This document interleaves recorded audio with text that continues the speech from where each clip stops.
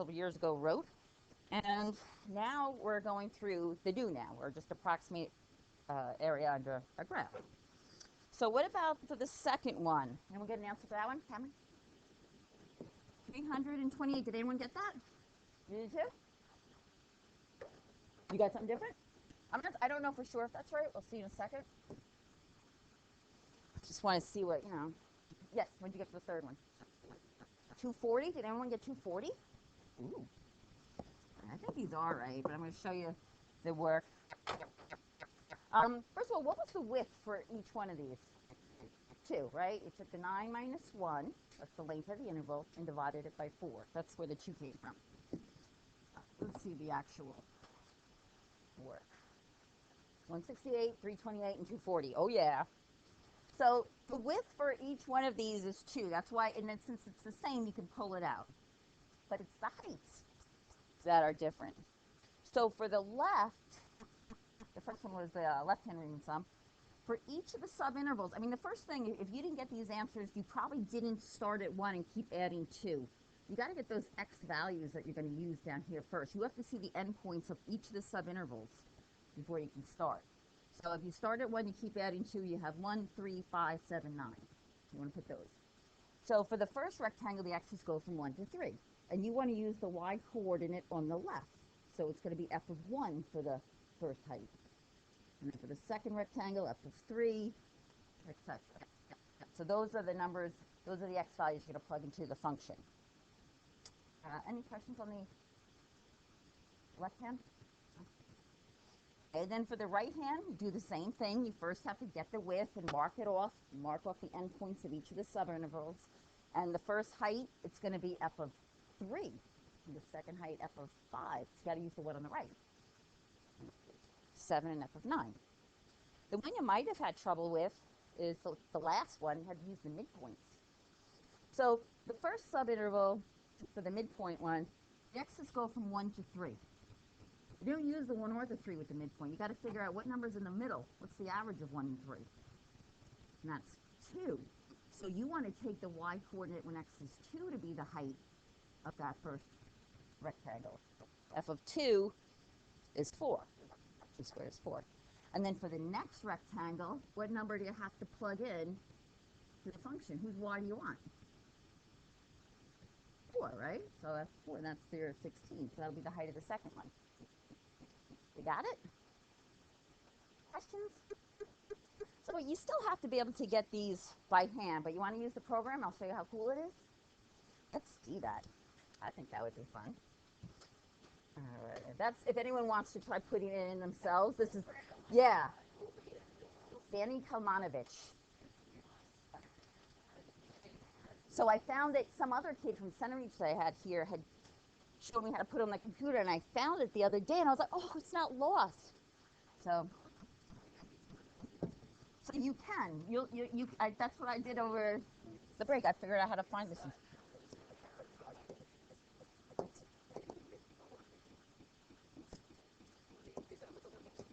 Yeah. Throwing it. I wonder if he would mind. He was so smart. All right, let's see.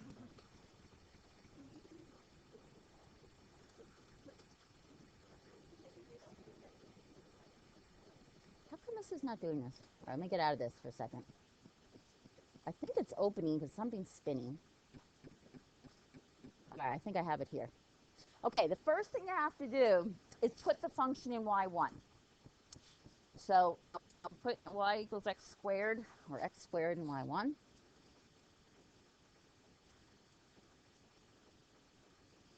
All right, now we're ready to run the program. So go to your home screen and press the program key, which is kind of right up there in the middle. See that? And if you have more than one program, choose TAM. It's probably your only program, so just choose one you have. It's called TAM. And you'll see program TAM there, and hit enter. Left. Now yours, I must have forgotten to type the colon in. Don't worry about it. Now we're trying to approximate the area under the curve from 1 to 9. So guess what I'm going to put in for left? 1. Type in 1. Enter. 9 for right. Number 4. It's the number of rectangles we're going to be using. Everyone says triangles. I don't know what the deal is. Look at that. That's what we got, right? Hit enter again. Is that what we got? Hit enter again. Now, tomorrow, we're going to approximate the area under a curve using trapezoids. Press it again. That's what that is. Trapezoidal approximation method. And now, this is the really cool part. This is coming up like in a little while. The actual area, the exact area, is 242 2/3. So cool. It's really actually not bad if you look at the program. One more time, and you hit it again, and it gives you a little picture. Right? Woo!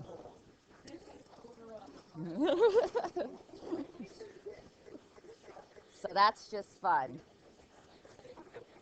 If you're not getting everything, you probably didn't put the function in Y1. That always happens. So kids get the error. If you don't put the function in, it can't work. It's, I don't know. It's waiting. Alrighty, so too much fun. Oh, guys, I have to check the homework real quick. What did you think about the homework? All right. Actually, let me just pause this and check homework really quick. The kids are checking the work. Did everyone have a chance to see the answers so we know which ones we're going over? All right. All right, I know 7, and there's some other ones.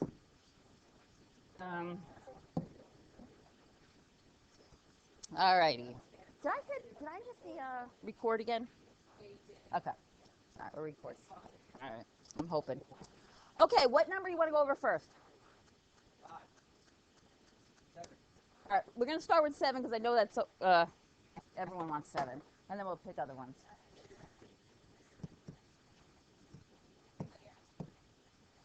Okay, number 7. First of all, they don't give us a graph.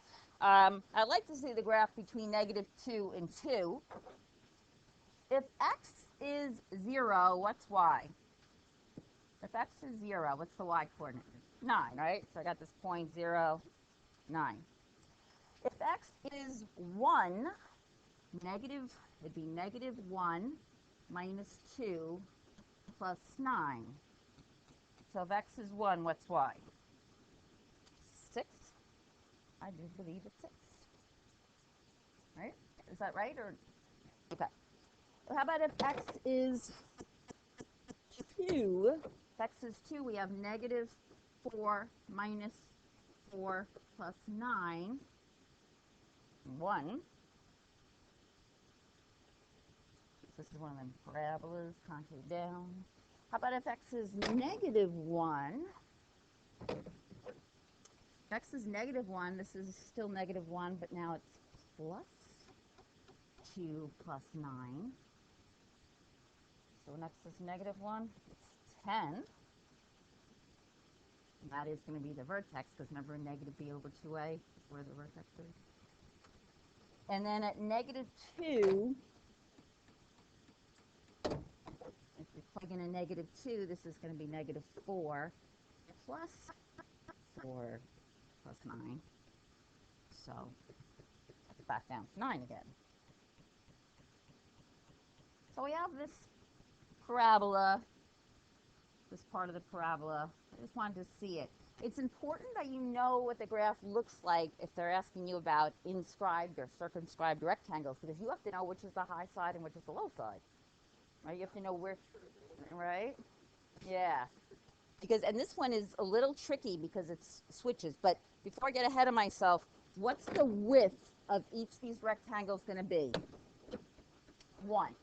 Everyone okay with the width is 1? Or 2 minus -2 over the number of rectangles. That's 1. So we're starting at -2, and we're going to keep adding 1. So this is -1, 0, 1, and 2. So my first rectangle, the x's go from -2 to -1.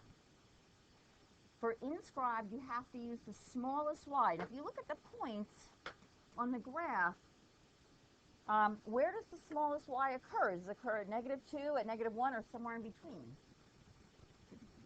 At -2. All right, you're looking for the lowest one, right? So it's gonna, so we have the 1. So f of -2 is the height of your first inscribed rectangle.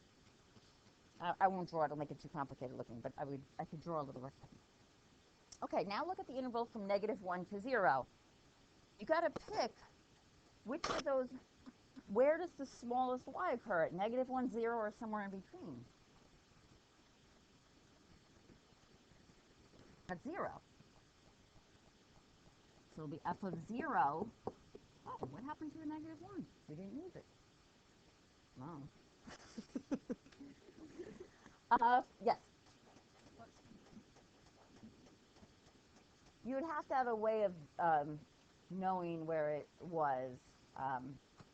You could use calc and find the min, get the derivative and set it equal to 0, make a sign chart. Good question. Wow, you could have seen your face right now. That was precious. Don't worry about that though for these. Never going to be that complicated. All right, third rectangle.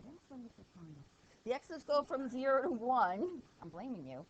Okay. Which y do we want? The 0, the 1, or in between?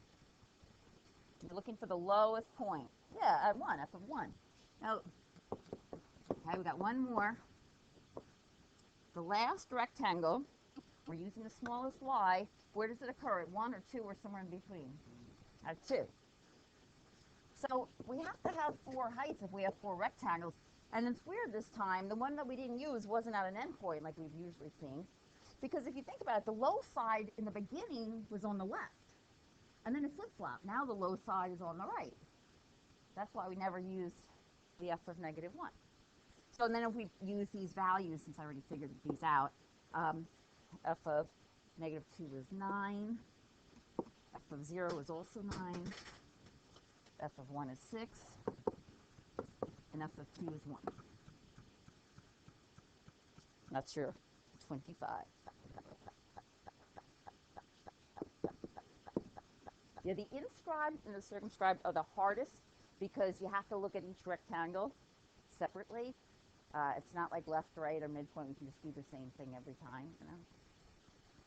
And it's only a pain when it increases and then decreases, or vice versa when it switches. All right, what else? What's the next one you want to see? Oh, no. Oh. I just kept the same writing. All right, 6. Oh, this is only graph. 6. We're going from -2 to, 4 rectangles again. So what's the width? So the width is 1. Okay, so we have 1 times. And I need these 4 heights. This time, we have to choose the greatest y value on each of the subintervals. So I better, first, I'm starting at -2. I'm going to keep adding 1. So -1, 0. You want to see the endpoints of the subintervals so you know where you're looking. This graph, that's just a parabola. What does that +2 do to it? Moves it up 2. So at 0, now it's going to be 2. It's easy enough. How about at 1 or -1? What's the y coordinate? 3, right? So we got a 3 here and a 3 here. How about 2 or -2? 6. All these even functions. 2 for the price of 1. So we got this parabola. It's pretty good. All right, for the first rectangle, where do the x's go from? My first rectangle. Tell me about the x values. Where am I looking? -2 to -1. Okay. Now this time, with circumscribed rectangles, you got to look for the greatest y value. See, you see this part of the graph, see the y's are changing. Whose y do you want if you're looking for the greatest y? At -2. You want f of -2. Some people don't like it when I write that. They want to just write the value. You could just write that it's 6. But kind of nice here, right? I like this. Okay, the next interval, the x's go from -1 to 0. Whose y do you want? Negative f of -1, right? You want. So far we've used, the higher side was on the left for the first two rectangles, right? Correct? I shouldn't say right. Correct. So for the first two rectangles, we used the y coordinate on the left because that was higher.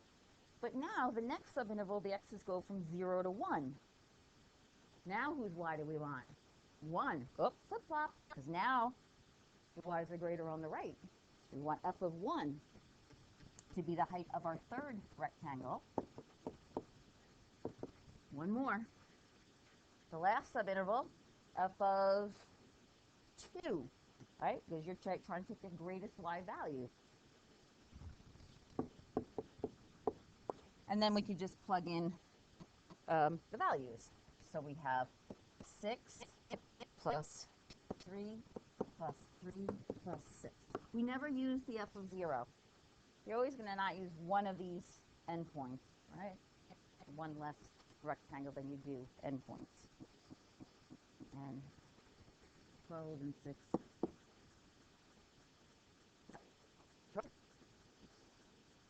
Other questions on the homework?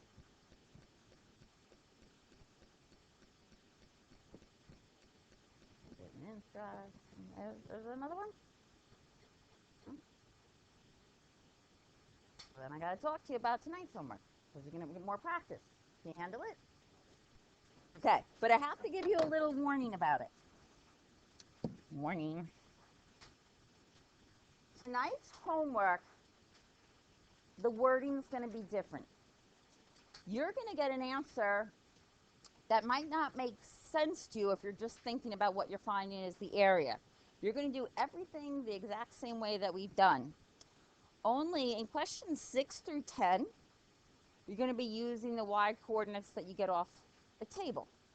And some of those are going to be negative numbers. You can still use them. You can do everything you would have done normally.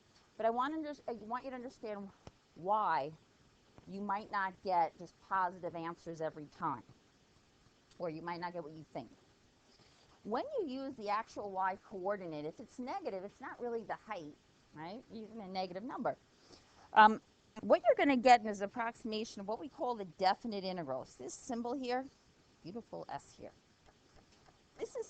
The definite integral of a function means if you graph this function, which I graphed something over there, the actual value is from A to B. Technically, it's not this area plus this area down there. It's the area above the x-axis minus the area below.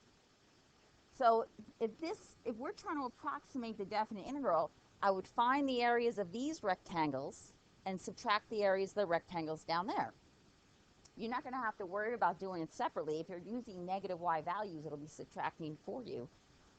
But if I had rectangles like this, my approximation when I go through all this is going to be 10 minus 6. I get an answer of 4. Now, that's not the total area. The actual total area enclosed would be 10 plus 6, or 16. But I want you guys to get comfortable with this now. We're going to be able to find the exact value, but I want you to understand what this represents before we even get there. It's the area above the x-axis minus the area below. And when you get answers for these, because some of the y's are negative, that's what you're really getting. Let's do one. Pick the worst thing you can find on there. We're going to do one of the homework problems. You always just say 10. You think that's going to be the worst. All right, let's see. Is it that, guys? Do you agree? Well, let's just see the... I like 10. Only thing with 10, you don't have any negative y's, do we? How about a negative one? Oh, but 9's a little bit easy. Oh, yeah, okay, cool. Let's do 9. Let's do 9. Okay. Now, this is kind of like a little aid. You don't even need this down here. It's going to help you make the connection later. You have 1, 2, 3, 4, 5, 6 points. So how many rectangles can we make? 5 rectangles. Now, with a table, to get the widths, you look at the difference of the x's. If they're all the same, you can factor it out. But if it's not, you have to find the area of each rectangle separately. Now, if you look at the difference of the x's for this problem, is it always the same or different? Same. So the width we can factor out. You see that, guys? This is the width, the difference in the x's. You can think of it down here. So you have the points. They plotted the points for us down here. This 0.03. These are the points that we're using. It's just the points on. Okay. Now, for the heights, what did they say? A right-hand Riemann sum. For the first rectangle, the x's are going from 0 to 2. But which y do we want to use for the height? Do we want to use the y coordinate at 0 or 2 if we're getting a right-hand Riemann sum? Show me which. The 2 is on the right? Think of on the x-axis. You got 0 and 2. You want to use the y coordinate on the right. So what number do we want to use for the height of the first rectangle? 2. Okay? So the width is the difference in the x's. That's your 2. And we're going to use 2 as the height of our first rectangle. Right. For our second rectangle, the x's are going from 2 to 4, so the width is still 2. That's why we pulled it out. But which y coordinate are we going to use to be the height of our second rectangle? The 1. That's the one on the right. The next rectangle, the x's go from 4 to 6. What are we using for the height? 0. Next rectangle, the x's go from 6 to 8. What's the height? -1. And how about the height of our last rectangle? -2. Now, watch what happens. What do we get? We actually get 0, right? So we're saying that the definite interval is approximately 0. What that means, oh, it's made a little too small here. But because we use negative values for the heights, what we really found with this approximation, we're approximating the area above the x-axis minus the area below. And see how they would cancel each other out? That's why we're getting an answer like 0. So when you do all this with the rectangles and you're using negative values, if you have negative values, it's not always just going to be the area. If it's positive, it'll definitely just be the total area. But if not, what you're getting is the area above minus the area below, which is what the definite interval is, which we'll get to in a couple weeks. Okay, so don't be surprised if you get that. Can we start one more where they're different? Which one you want to look at? Because I want to do one where the width's different for each one. 8? Oh, cool. Just even if we'll start off the first.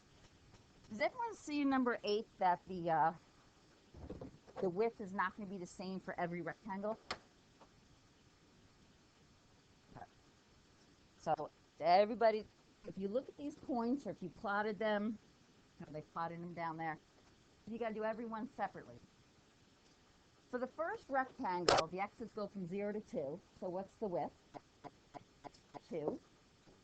What are we using here? This is another right hand. Okay. Is this the same one I just did? No. Okay. What is the height of our first rectangle going to be? 3. We're going to use the 3. So 2 times 3 is the area of our first rectangle, right? The width is the difference in the x's. And we're using the y coordinate at 2 because it's at a right-hand Riemann sum, which happens to be 3. So the area of our first rectangle is 6. Move on to the second rectangle. What's the width of our second rectangle? 1. Going from 2 to 3, that's the difference of 1. And the height, if we're using a right-hand Riemann sum, do we use the 3 or the 2? The 2. The one on the right. And you can see it here. That's why I like these pictures here. So the width is 1, and the height, we're using the y coordinate at 3, which is 2. So the area of the second rectangle is 2. Moving on to the third one. What's the width of the third rectangle? 3. And what's the height? 1? All right, I'm not doing the last one because you're going to finish it up. I just wanted to make sure you guys can see it. Got it? All right, this is fun. Tomorrow we use trapezoids. So the first 5 are going to be like what you saw last night. The second, you got the tables. Enjoy that. Ooh, perfect, man.